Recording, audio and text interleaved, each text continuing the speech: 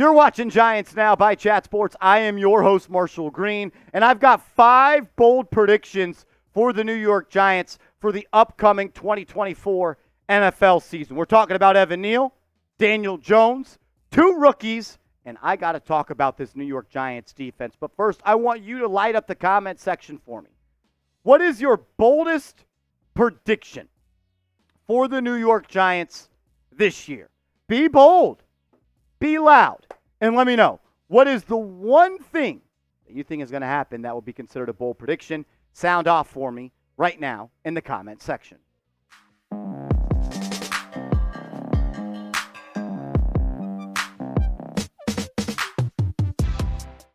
My number 1 bold prediction for the New York Giants is this will be Daniel Jones' last season with this football team. This will be the last year that Daniel Jones is known as the franchise quarterback for the New York Giants. I don't have any problems with Daniel Jones, the person. So you're like, Marshall, you're a Daniel Jones head. I don't know the guy. I just judge what's on the football field. And paying Daniel Jones $41 million potentially for the 2025 season is too high of a number. The number and the production, they do not match up. But it's not even about that. The Giants would save $19.3 million if Daniel Jones is cut after this season. And I think that is enough for the Giants to look at their QB situation and say, we need to go on forward and find somebody else. Daniel Jones is not even ranked as a top 10 highest paid quarterback anymore. He has a cap hit of $41.5 million for the 2025 season. That will be right below Josh Allen at $43 million. But if Patrick Mahomes is making $45 million, and Josh Allen is making $43 million, I need the numbers to start numbering. I need the math to start mathing, and I need Daniel Jones to produce at a higher clip. Overall, it just comes down to this. If I am going to pay a quarterback $41.6 million in a single season, I need to know. Not think, not hope, not wish for. I need to know that he can win a Super Bowl. And if he can't, you need to move on. And there has not been one moment in the 5-year career of Daniel Jones that tells me he can win a Super Bowl being paid $41 million. Could he win a Super Bowl if he was making the league minimum like Brock Purdy and you could build out the roster? Maybe. But making that percentage of the salary cap with this type of production, it just doesn't happen. It just does not happen. I want Daniel Jones to be great because the fastest way for the Giants to be great is for Daniel Jones to be great. But I don't see how it is going to happen. I don't.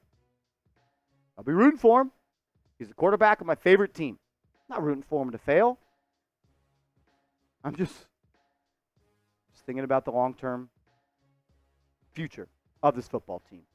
And I don't see Daniel Jones being a part of it. I think your question when it comes to if Daniel Jones can be on the roster next year can be answered by answering this question. Can Daniel Jones win a Super Bowl as a starting quarterback at $41.6 million? Can Daniel Jones win a Super Bowl? Type Y for yes, type N for no. Bold prediction number 2. And maybe these aren't even that bold, but I'll say what people are scared to say. Evan Neal will be benched for a Jermaine Illuminor, I would say before the first 5 games of the season are over. Illuminor is a better right tackle than Evan Neal. You signed Jermaine Illuminor based off of the production from the last 2 seasons. Where did he play the last 2 seasons? The right tackle position. So why on earth are we playing Evan Neal at right tackle when you have a better right tackle on the roster? More importantly, why did you sign a right tackle to play them at left guard? Just look at the numbers. Illuminor's career PFF grades and stats. I want you to focus on this year, 2023, and 2022, where he played more than 779 snaps at right tackle. His overall grade was a 68.7 in 2023. His overall grade in 2022 was 75.3. Evan Neal's are both below 50. So let's just take a look. I went back and looked at every single game Jermaine Illuminor has played at right tackle in the last 2 years. In those last 2 years, he played 3 games at left tackle. I removed all those stats. So you got Illuminor. In the last 2 years, he's played 31 games at right tackle. Evan Neal, 20, because he has been hurt twice. In 11 more games, Illuminor has given up the same amount of sacks as Neal. In 11 more games, Illuminor has given up half as many QB hits. In 11 more games, Illuminor has given up 26 QB hurries to 44 QB hurries. In 11 more games, I keep on saying 11 less. 11 more games for Illuminor, he's given up 43 pressures compared to 68. In 11 more games, he only has 2 more penalties on him. Evan Neal right now is that 5-star prospect that you recruit to college, who stunk in year 1 and he stunk in year 2. But he gets the opening job in spring because he was a 5-star prospect. This ain't college, homie. The best man should play. And as a fan of this football team, you should demand that your organization plays the best player at that position. There is no reason in the world, outside of the fact that Evan Neal was picked number 7 overall, that he should be the right tackle over Jermaine Illuminor. There's none. But since Joe Shane did not get a full second-year evaluation of Evan Neal, he is going to hope that he takes a major step in year 3. So this will be your starting offensive line week 1 against the Minnesota Vikings. This will be the starting offensive line. Andrew Thomas, left tackle. Jermaine Illuminor, left guard, even though you signed him because of what he did at right tackle. John Michael Schmitz, the center. John Runyon says he wants to play and is more comfortable at left guard. We're going to play him at right guard to try to help out Evan Neal. And then Evan Neal at right tackle. I am completely worried about this offensive line. I will not put any confidence in them until they prove me wrong. Because I've been fooled once. I've been fooled twice. I've been fooled 1,000 times. You gave up 85 sacks last year, and the 2 players you signed, you are playing them out of position. Oh, and you did not start. You did not draft any rookie offensive linemen. Brutal. Bold prediction number 3. Malik Neighbors will have over 140 targets in his rookie season. Point 1 was upsetting. Point 2 was upsetting. This is probably the number 1 thing I am most excited about on this football team next year is Malik Neighbors. And I need the Giants to do whatever it takes to get that man the football. I chose 140 targets because I went back and looked at some of the leading target getters in rookie wide receiver history. Rookie wide receiver history. Anquan Bolden had 165 his rookie year in 2003. Puka Nacua had 160 last year. Garrett Wilson had 147 in 2022. Kelvin Benjamin, former New York Giant, 145 in 2014. And then Jalen Waddle had 140 in 2021. If there's one thing the Giants do this year, just get Malik Neighbors the football. Just do it. If it's got to be a handoff, if it's got to be a jet sweep, it's got to be a pop pass behind the line of scrimmage, if you got to throw him screen passes, whatever it takes, get Malik Neighbors the football. He is your best offensive weapon already. Do whatever it takes. Because when he gets the football, good things happen. And the LSU Tigers, they saw that over the last 2 seasons. 72 grabs in 2022, over 1,000 yards. 89 grabs last year, almost 1,600 yards. 17 touchdowns over the last 2 seasons. And he's a big play machine.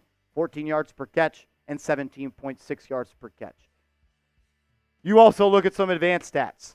The things that we've seen at minicamp aren't even Malik Neighbors' best skills. Neighbors is one of the best players in recent college history when it comes to making defenders miss, when it comes to eating up yards after the catch. And we haven't even seen that yet. I also think that with a couple of talented individuals around Malik Neighbors, it could potentially make it a little bit easier than him. Malik Neighbors, Darius Slayton, Jalen Hyatt, Wan'Dale Robinson, you at least have 4 players that have talent in this league. Got to have an offensive line to block, and you need your quarterback to get them the ball on time and on target. Can that happen? Absolutely. I'm just a little bit – I'm excited to see Malik Neighbors play. And he's going to have a major big year. I do believe that. I got 2 more bold predictions coming up in a second. But make sure you have your Malik Neighbors jersey and it's ready to go for week 1. Go to chatsports.com/neighbors. That is chatsports.com/neighbors. That link will be clickable down in the comments and description of today's show. Bold prediction number 4 for me is by the end of the season, we're going to be talking about Theo Johnson being the tight end of the future, and I think that Daniel Bellinger is going to be a little bit of an afterthought. There was a report that came out, I believe, now I'm blanking on the beat reporter that said it, but reports came out that Daniel Bellinger is falling in the depth chart a little bit. Not sure how true that is, but I believe that Theo Johnson is just too good of a football player to keep him off the field. He's got prototypical size at 6'6", 259 pounds. And I know that a lot of people are just expecting that with Waller no longer a part of this team, it's going to be Daniel Bellinger. Excuse me. That steps up. But I just don't really see all that happening. And it was Pat Leonard. Pat Leonard reported that Bellinger has somewhat fallen down the depth chart, and he was seeing Johnson and other tight ends get looks ahead of him in the offseason. Could be multiple reasons why, but I just don't see tight end one for Daniel Bellinger. I just don't. I don't think he's nearly as dynamic. I don't think he's someone that's athletic enough to push the seam. I think that Bellinger is a tight end 2 or tight end 3 in the NFL. I think he works hard. I appreciate it. I just don't know. I'll be honest, your offense is not going to be as dynamic if Theo Johnson is not your tight end 1. If Daniel Bellinger is your tight end 1, you're not going to have an explosive offense. And the Giants, they need that. And they need to get more explosive. So I'm expecting for Theo Johnson by the end of the year to be looked at as a tight end of this future. Who do you think has a tight end of the future for this organization? Excuse me. Who has more catches this year? Who do you think has more catches this year? Is it Theo Johnson? Is it Daniel Bellinger? I want to hear from you in the comments. Let me know. TJ or DB. Last bold prediction in today's video. The Giants defense will rank top 10 by the end of the season in multiple categories. Could be rushing yards allowed. It could be turnovers. It could be points per game. It could be sacks. I believe there will be multiple stats where the Giants rank top 10 as a team defense. And if the Giants are going to win games, like if you want to actually compete in the NFC East, if you want to be a team that isn't preparing for their draft position when December and January get here, and I don't mean meaningful games in December and January like last year. I'm talking about actually competing for a wild card spot. Giants need to be a top 10 defense.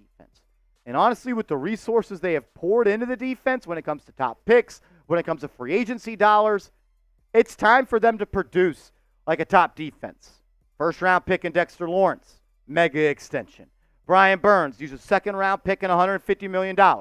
Bobby Okereke, priority free agent signing. Kayvon Thibodeau, top 5 pick. Deontay Banks, you moved up in the NFL draft to get him. Azeez Ojulari, second-round pick. A lot of draft capital and a lot of dollars have gone into this defense. And there are talented individuals. Lawrence is a beast. Burns has to produce, but he's a damn good football player. Okereke had a hell of a year. Thibodeau needs to continue to grow. Micah McFadden showed you that he could be a player that gets put in position and be successful, expecting him to take a step going into year 3. Deontay Banks had some really nice flashes his rookie year, but overall, he needs to be better. He just has to. I like Jason Pinnock a lot. I think Azeez Ojulari can be good as a supplemental pass rusher. You have pieces to be effective. You need to get it done. I also think Tyler Nubin is a player that, through my scouting, was someone I really, really liked in the draft process. And I'm hoping that he can, by the end of the year, be looked at as a guy that, we got our Xavier McKinney replacement. True sideline to sideline safety. ball's in the air, he's always got a shot to get it. He's a ball hawk. He can step into the box and defend the run as well. Nubin is someone that I think is really going to impress this year for the Giants. What is your boldest prediction this year for the Giants?